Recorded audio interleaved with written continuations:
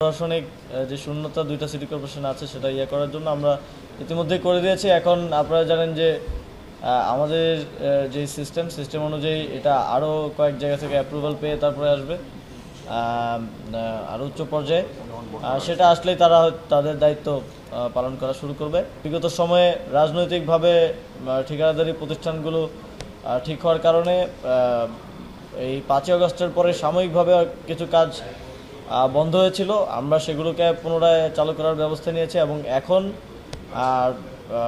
কিছু ব্যত্যয় ছাড়া, কিছু এক্সেপশন ছাড়া ওভারঅল সারা দেশে আমাদের যেই অবকাঠামোগত উন্নয়ন কার্যক্রম সেটা চলমান আছে। তবে আমাদের আমরা তো আর 5ই আগস্টের পরে রাতারাতি আর পরিবর্তন হয়ে যায়নি। আমাদের মানুষের যেই স্বভাব বা সেটা তো রাতারাতি চেঞ্জ হয়ে যায়নি। এটা একটা দীর্ঘ সময়ের ব্যাপার। তবে সে কারণে কিছু কিছু জায়গায় কিছু সমস্যা আছে, কাজের কিছু বাধার ব্যাপার আছে, যে আনঅফিসিয়ালি বাধা দেয়া বিভিন্নভাবে। এটা আমি আমার নিজ এলাকাতেও দেখেছি। তবে সেক্ষেত্রে আমরা অ্যাড্রেস করার চেষ্টা করছি প্রশাসনের মাধ্যমে, যেখানে কথা বলা সম্ভব হয় কথা বলে সেই বিষয়গুলো সমাধান করে আমাদের কর্মকর্তারা কাজ চালিয়ে যাচ্ছে।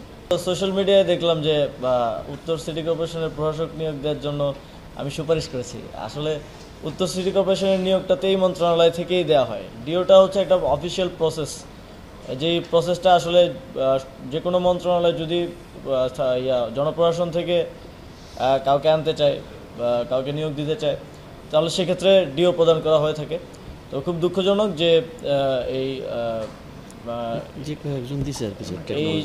জিনিসটা কেউ না কেউ পাবলিশ করেছে, এবং শুধু এটা না, এর আগেও কয়েকটা এরকম ঘটনা ঘটেছে এই সরকারের দায়িত্ব নেওয়ার পরে। এখনও আপনারা জানেন দীর্ঘ 16 বছর এখানে অনেক রাজনৈতিক নিয়োগ হয়েছে।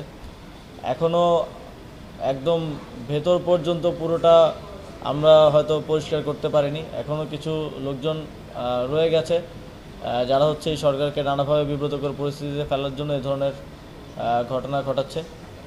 এটা শুধু যে উত্তর সিটি কর্পোরেশনের ব্যাপারে ঘটেছে এরকম না, আরও কিছু কনফিডেন্সিয়াল নোটস ইতিমধ্যে বাইরে গিয়েছে আরও বিভিন্ন মিনিস্ট্রির, যেটা খুবই দুঃখজনক। তবে আমরা দেখছি, আমরা তদন্ত করছি যে কে বা কারা এটা ঘটাতে পারে, তাদের বিরুদ্ধে আমরা যথাযথ ব্যবস্থা নেব। এখন আমাদের প্রশাসকের পদগুলো খালি, আপনারা জানেন। এই কারণে আমাদের যে প্রশাসনিক কার্যক্রম সিটি কর্পোরেশনগুলোর পরিচালনা ব্যাহত হচ্ছে। এই জন্য অন্তর্বর্তীকালীন সময়, অর্থাৎ স্থানীয় সরকার নির্বাচন অনুষ্ঠানের পূর্ব পর্যন্ত সর্বশেষ সংশোধিত অধ্যাদেশ অনুযায়ী স্থানীয় সরকার বিভাগ যে কোনো, আমরা সার্ভিস থেকে যে কাউকে নিয়োগ দিতে পারি, কিংবা যে কোনো ব্যক্তিকে আমরা সেখানে নিয়োগ দিতে পারি। সেই জায়গা থেকে আমরা একজনের ব্যাপারে করেছি, ঢাকা উত্তর সিটি কর্পোরেশনের ব্যাপারে, এবং অন্যান্য সিটি কর্পোরেশনগুলোতে আমরা যথাক্রমে যোগ্যতা বিবেচনায় কোথাও সরকারি কর্মকর্তা কিংবা কোথাও এরকম সিভিলিয়ান যারা urban planning, environment and city planning, water management, এই বিষয়ে ওয়াটার রিসোর্স ম্যানেজমেন্ট, এই বিষয়গুলোতে এক্সপার্ট, তাদেরকে নিয়োগ দিব। এবং নর্থ সিটি কর্পোরেশন নিয়ে আমাদের পুরো একটা প্ল্যান আছে।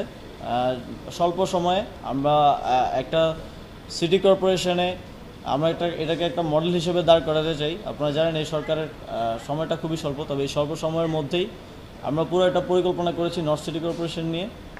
সেটা আমরা খুব দ্রুতই বাস্তবায়নের পথে যাব, সেটা আপনারা দেখতে পাবেন। আমরা ইতিমধ্যে একটা তালিকা করেছি, আপনারা দেখেছেন। এর আগে আমি বলেছিলাম খেলার মাঠগুলো উদ্ধারের ব্যাপারে।